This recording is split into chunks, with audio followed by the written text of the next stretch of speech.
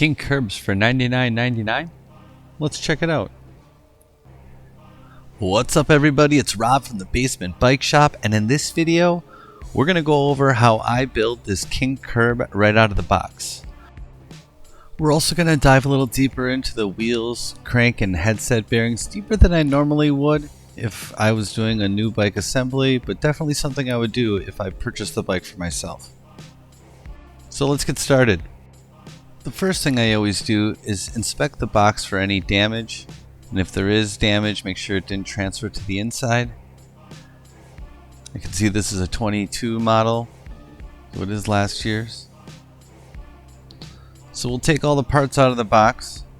Most of them will be all clumped together like this, and then you have some loose things like the seat and seat post, and a box that has your pedals, reflectors, pegs if they came with them.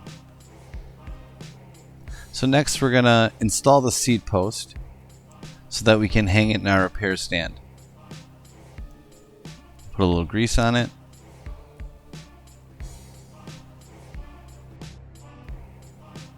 And then we'll install the seat post, making sure we leave it high enough that we can get the clamp for our repair stand around the seat post. We'll lower it at the end when we remove it from the repair stand. Now if you don't have a repair stand, I made a video of taking my truss out of the box and putting it together without a repair stand. If you'd like to check that out, there'll be a link on the screen, or I'll put a link in the description also. So once I get it clamped in the repair stand, I'll start cutting away the cardboard and the parts, starting with the handlebars. Now in some cases, the brake cable is connected to the brake lever on the handlebars right out of the box. And when that happens, I usually just install the handlebars into the stem first. That'll prevent the cable from getting kinked when I flip it around in my bike stand, or if I accidentally knock the bars off of the workbench. We'll separate the tire. Take off the rest of the bubble wrap and cardboard.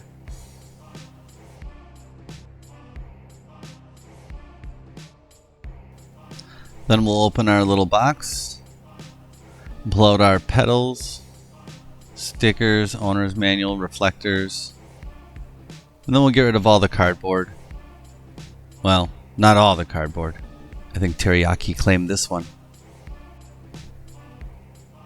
So next I'm going to flip the bike upside down, and then we're going to remove the rear wheel.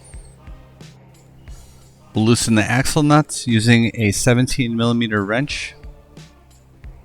Slide the rear wheel forward, pull the chain off the sprocket, and then pull the chain off the rear driver.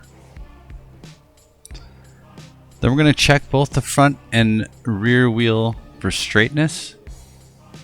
The reason I say check for straightness is because if it's not straight and we have to true it, these are single walled rims, so then I always remove the tire and tube. The reason I do that is because the nipple could have a sharp edge on it inside the rim, and when I turn it, it could easily cut through the tube. And they're not straight, so we are going to true them. Kind of find the spot that's out. I tighten one side and loosen the other side in that spot the same amount so that I don't put a hop in the rim.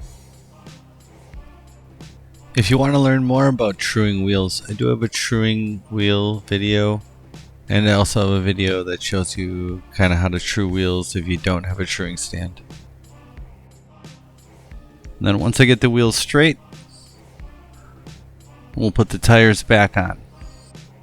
I always try to put tires on without using any tools. You have less of a chance of damaging the tire or the rim. I know I haven't posted in a while. I'm going to get back on a regular schedule of posting. It's been a crazy 2 years. A lot in my life has changed as I got flipped turned upside down. And I just want to thank everyone for your support, kind words. And I'm going to keep on going.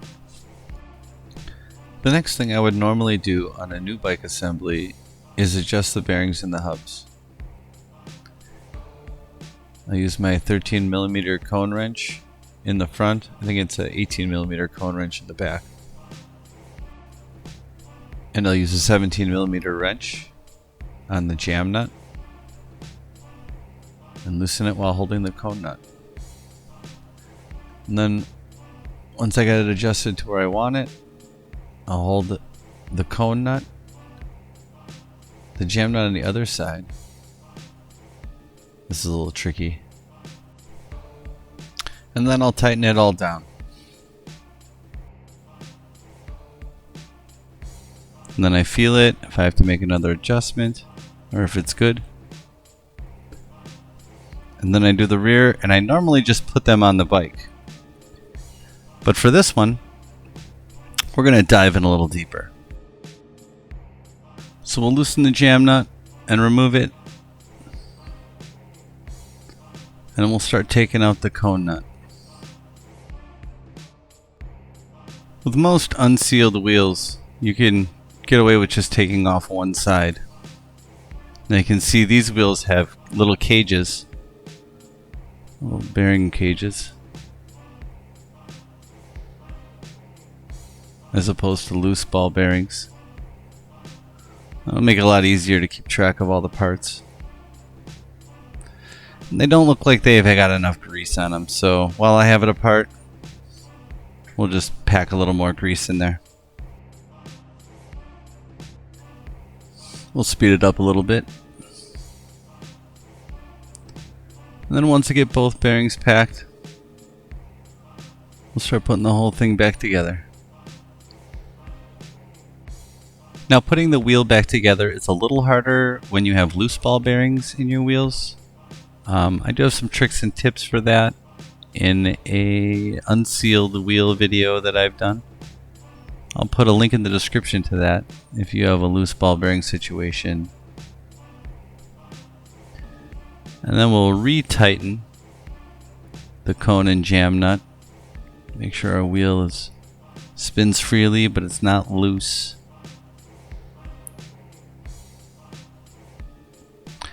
And then we'll do the same to the rear wheel. Before we install them, we're going to dig into the crank. Now this bike comes with an unsealed 3-piece, which the arms are just like any other 3-piece. These are 8 splines, so you'll always want to loosen that pinch bolt before you loosen that bottom bracket bolt. And just like I taught you in the past, watch out for that sprocket so you don't wrap your knuckles on it. And then we're just going to loosen up this arm. We should only have to pull one arm off like a normal 3-piece.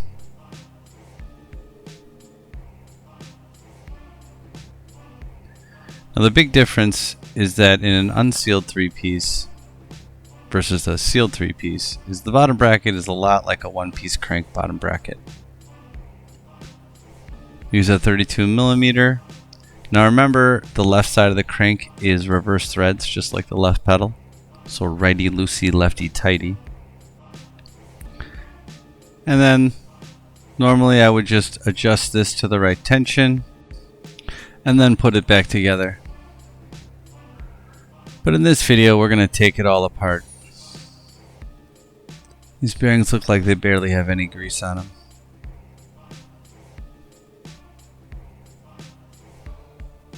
So we'll go ahead and grease everything up. And then we'll put it all back together. While I have this apart, I'll show you the other side. And that's the same, just like a 1-piece crank where you need your spanner wrench to take it apart. I'm not going to take this one apart, but we repacked our bearings. We'll put them back in. Put the right one on the other side. And then we'll put the whole thing back together. Remember, lefty tighty, righty loosey on the left side of the crank. Except for the bottom bracket bolt. That's normal, like a regular 3-piece. So there's a notched washer in between, which should allow you to tighten this without having to hold the big cone nut.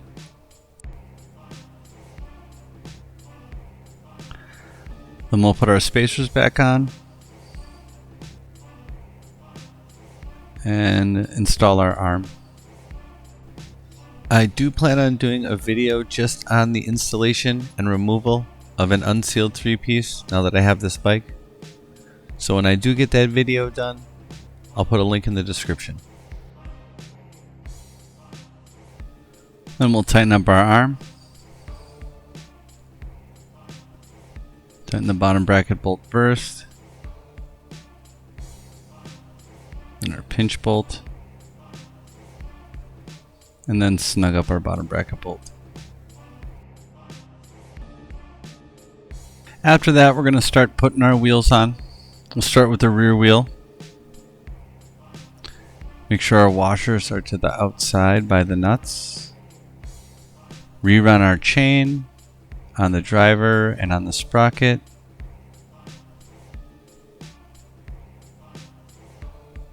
And then we'll pull back for tension. So how I set the tension, and I mentioned this before, I tighten down the outside one and then I push the wheel toward the chain, hold it with my hand on the other side, tighten that side up, and then I loosen this side, re-straighten the wheel, and then re-tighten it.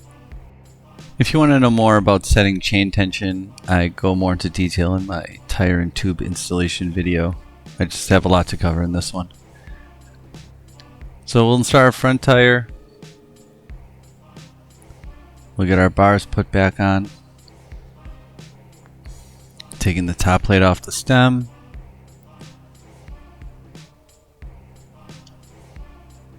We'll put our handlebars in. Make sure we try and center them as much as possible. And then install our top plate.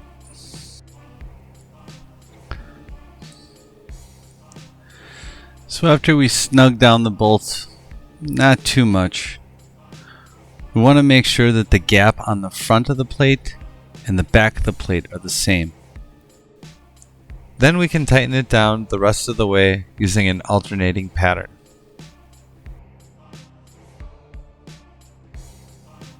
After that, I would usually adjust the headset tension and the straightness of the fork by loosening the pinch bolts on the stem and then adjusting the top cap tension and then tightening it all back up. But I kind of want to look at these bearings, so we'll prepare for stem removal. I'll prop up the front wheel with a stool or a bucket. Otherwise, when you take the stem off, the fork and front tire will come shooting out the bottom. Then with our top cap removed and our sidewalls loose, we'll remove the stem and bars.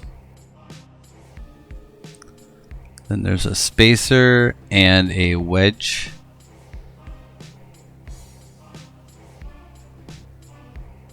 And then there's the race and the dust cover.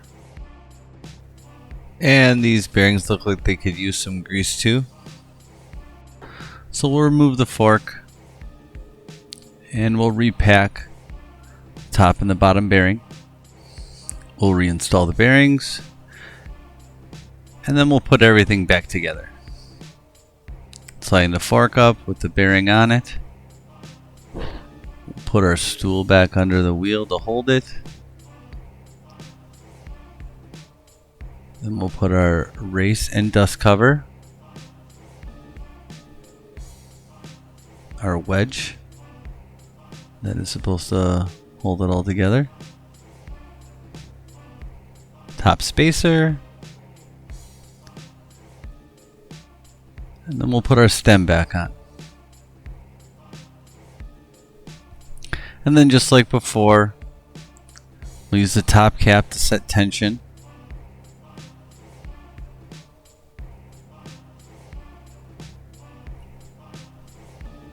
Make sure everything's lined up good as we tighten it down. Once I find the tension I like, I line up the front wheel with the handlebars. And we'll tighten the pinch bolts. And then just give a little extra on the top bolt. Alright, coming into home stretch, we're going to install the pedals. Now you can see that they're marked L and R for right and left. And if you watched my other videos, or you'll know that the right pedal is right hand threads, righty tighty, lefty loosey, and the left hand pedal is left hand threads, so it's opposite, lefty tighty, righty loosey. So we install the right pedal, left pedal, we'll grease on the threads, and then this one will tighten the opposite way. So we'll turn it to the left to tighten it. And then a 15mm or a pedal wrench to tighten the pedals. And then lastly, we're going to hook up the brakes. We'll install the cable into our lever. Now that barrel adjuster I just turned has a slot in it that'll allow you to get the cable through if you have it in the right position. We'll put on our cable strap and then we'll flip it upside down just to make it easier for us to work on the brakes. We'll hook our straddle cable into each arm. Now if you have to adjust the tension, you're going to use a wrench and an Allen wrench. Now the Allen wrench secures the spot.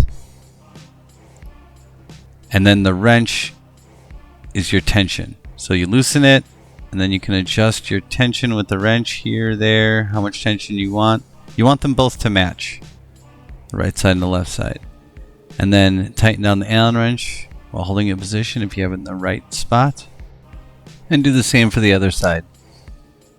Then lastly, we just have to adjust our brake pads. I like to loosen them up and I like to hold them against the rim. Like push the arm against the rim so that the angle that it's hitting the rim is correct also. Now I like my brake pads to hit flat. Some people say they squeal a little bit, but if I want to brake the same going backwards as I do forward when you're doing tricks, then I want them to hit flat. After that, we'll pull it out of our stand. We'll adjust our seat down to the height that we want it. And then double check that your fork is straight with your bars, that your bars are at the right angle. It's kind of easy for me. I've been doing it so long in a bike stand that I know the angle of my bars to my fork. So that's what I go off of. And then we'll just polish it up and we're done. Thank you for watching. Hopefully this video helped you out. If you like what you see, please like and subscribe. I'm going to have videos coming out on the regular again. I know it's been a crazy couple of years and I want to thank everybody for all your support. It really helped me get through this. Some upcoming videos include redoing my 3-piece crank video. I did it early in my YouTube career and left a few things out. But also I bought a We the People free coaster hybrid hub and I want to install that. So definitely some stuff to look forward to. Thanks again.